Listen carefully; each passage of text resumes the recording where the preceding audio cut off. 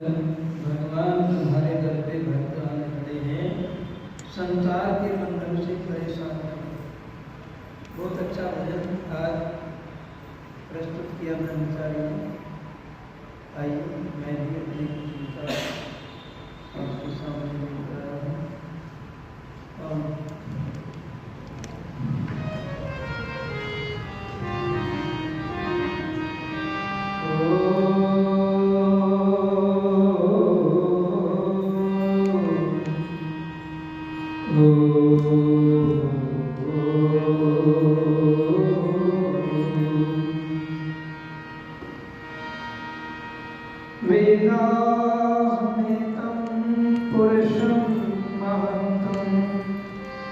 आदित्यवर्णं तमसा परस्तात् त्वमेव विदित्वा मृत्युमेति न अन्यपन्था विद्यते।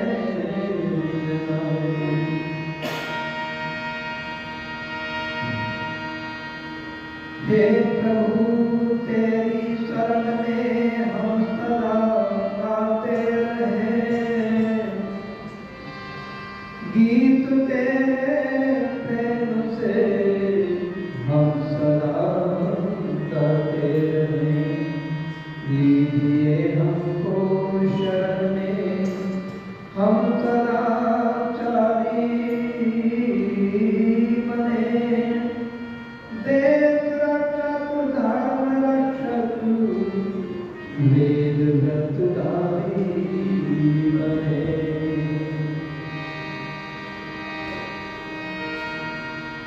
नौजवानों जवानी में चलना संभल के, ये आती नहीं है दोबारा निकल के।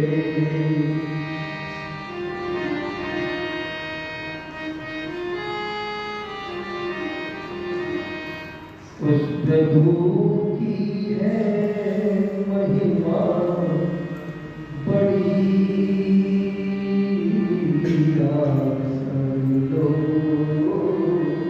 याद कर लो घड़ी दो घड़ी। उस प्रभु की है महिमा बड़ी, याद कर लो घड़ी दो घड़ी। घंटी बज जाए कब गूंजेगी, मौत हरदम सिराने खड़ी। घंटी बज जाए कब गूंजेगी, मौत हरदम सिराने खड़ी। याद कर लो घड़ी दो, याद कर लो घड़ी दो घड़ी। उस प्रभु की है महिमा बड़ी, याद कर लो घड़ी दो घड़ी। ओ याद कर लो घड़ी दो घड़ी। किन्हीं शुभ कर्मों का फल ये है, तुझे मानव का चोला मिला। किन्हीं शुभ कर्मों का फल ये है, तुझे मानव का चोला मिला। जो आया है जाएगा वो, बंद होगा न ये सिलसिला। वेद की कहती हर एक घड़ी, याद कर लो घड़ी दो घड़ी। प्रभु की है महिमा बड़ी, याद कर लो घड़ी दो घड़ी। ओ याद कर लो घड़ी दो घड़ी। इस जवानी पे इतना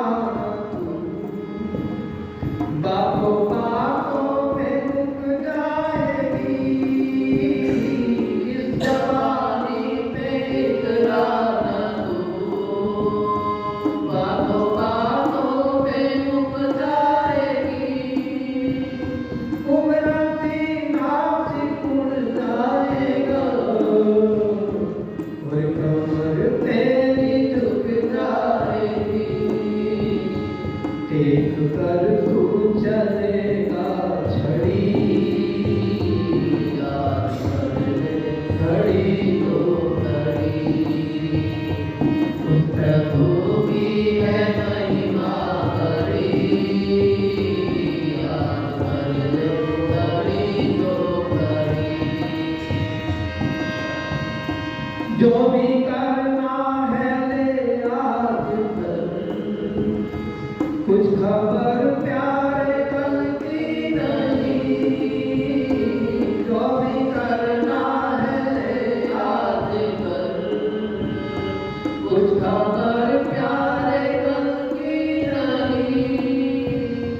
मानव जीवन को कर ले सफल, ढील दे इसमें पल की नहीं, ओ पल की नहीं। टूट श्वासों की कब जान घड़ी, याद कर ले घड़ी तो घड़ी। उस प्रभु की है महिमा बड़ी, याद कर ले घड़ी तो घड़ी। भौतिकवादी चकाचौंध में भूल मुझको न मति रंग दो। भौतिकवादी चकाचौंध में भूल मुझको न मति रंग दो। सत्य का रंग सुखानंद की, जा शरण में ले आनंद, बोले आनंद तू। वीर कभी जाए विपदा घड़ी, याद कर ले घड़ी तो घड़ी। उस प्रभु की है महिमा बड़ी, याद कर ले घड़ी तो घड़ी। प्रभु की है महिमा बड़ी, याद कर ले घड़ी तो घड़ी। हो घंटी बज जाए कब गूंजेगी, मौत हर दम सिराने खड़ी, याद कर ले घड़ी तो घड़ी। ओ याद कर ले घड़ी तो घड़ी, हाँ याद कर ले घड़ी तो घड़ी।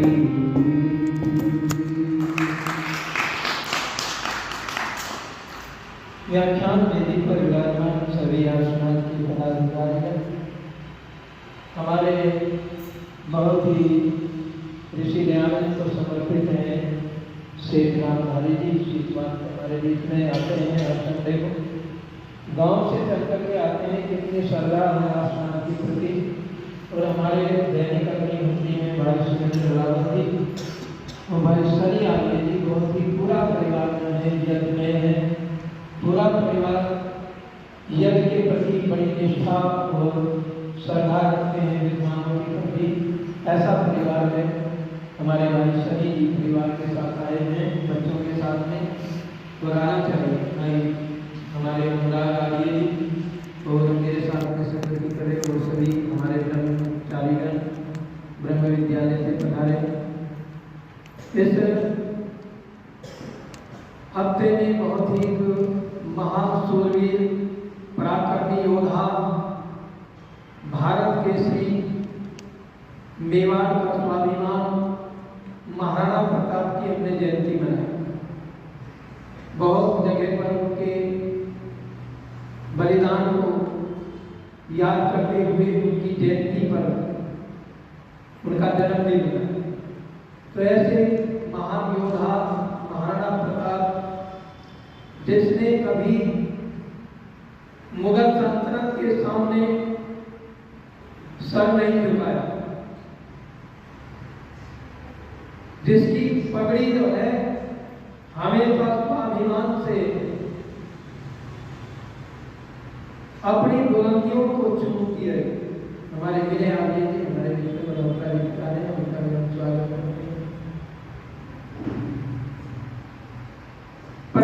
की कि मेवाड़ को आजाद, चित्तौड़ को आजाद बनाओ, लेकिन परिस्थितियां विकट होती हैं। परिस्थितियां मनुष्य को कहां से कहां ले जाती हैं,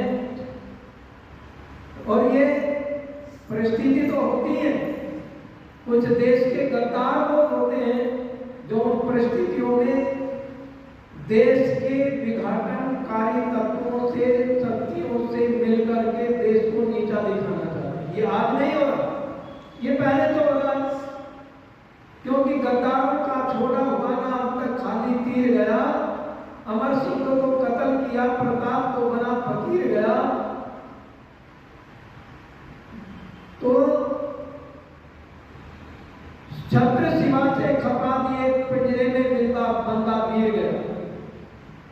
तो ये जो पहले से गद्दारों का आ रहा है, पर हमें घबराना नहीं चाहिए, उनका मुकाबला करना चाहिए। ध्यान रखना चाहिए कि गद्दार सत्ता में न,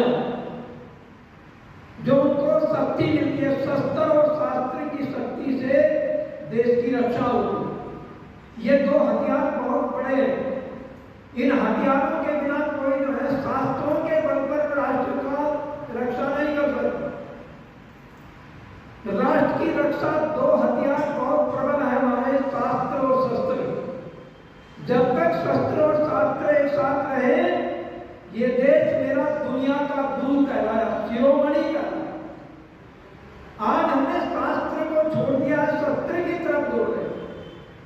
यदि शास्त्र और शस्त्र दोनों एक दूसरे के पूरक हैं, शस्त्र शास्त्र की रक्षा करता है और शस्त्र शास्त्र की रक्षा करता है, शास्त्र शस्त्र की रक्षा करता है।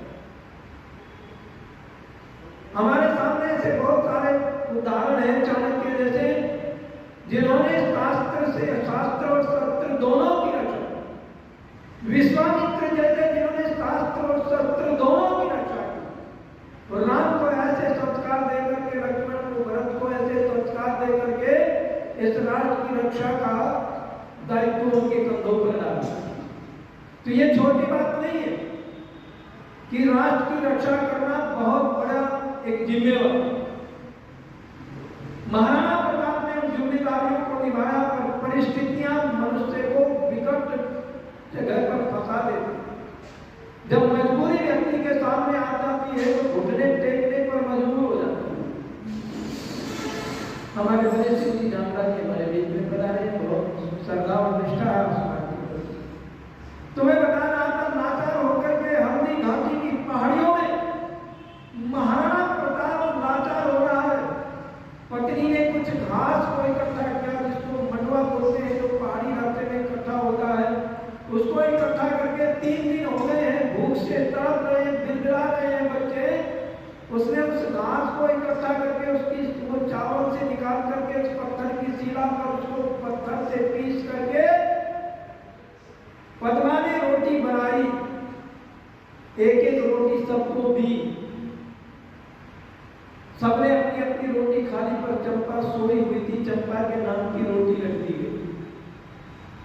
अमर सिंह रोटी खा रहा था तो एक जंगली बिलाव दौड़ करके आया, रोटी को छीन करके ले गया। अमर सिंह रोने लगा, तड़पने लगा। भूख में तो कई दिन बाद रोटी मिली थी, उसको भी बिलाव छीन करके ले गया। इस उलझन में चंपा की आंखें खुली और चंपा ने अपने हाथ अपने नाम की रोटी अमर सिंह को दी। अमर सिंह ने रोटी खाई, पर चंपा भी तो 3 दिन की भूखी थी, ज्वर हो रहा था, बुखार हो रहा था। इस हालत को देख करके महाराणा प्रताप टूट गए, चूर चूर हो गए, और एक पत्थर की शिला पर बैठकर एक कागज और पेन लेकर के एक संधि पत्र लिख रहे हैं। यहाँ पर थोड़ी सी होश में आई चंपा और दौड़ करके अपने पिता महाराणा प्रताप के पास में गई और जाकर पिताजी क्या कर रहे हो? कि बेटा तुम्हारी ये हालत मेरे से नहीं देखी जाती, मैं अकबर को संधि पत्र लिख रहा हूं। जब ये बातें कही तो जाने कहां से उसके शरीर में एक बिजली कौंध गई और एक ज्वाला सी भड़क उठी और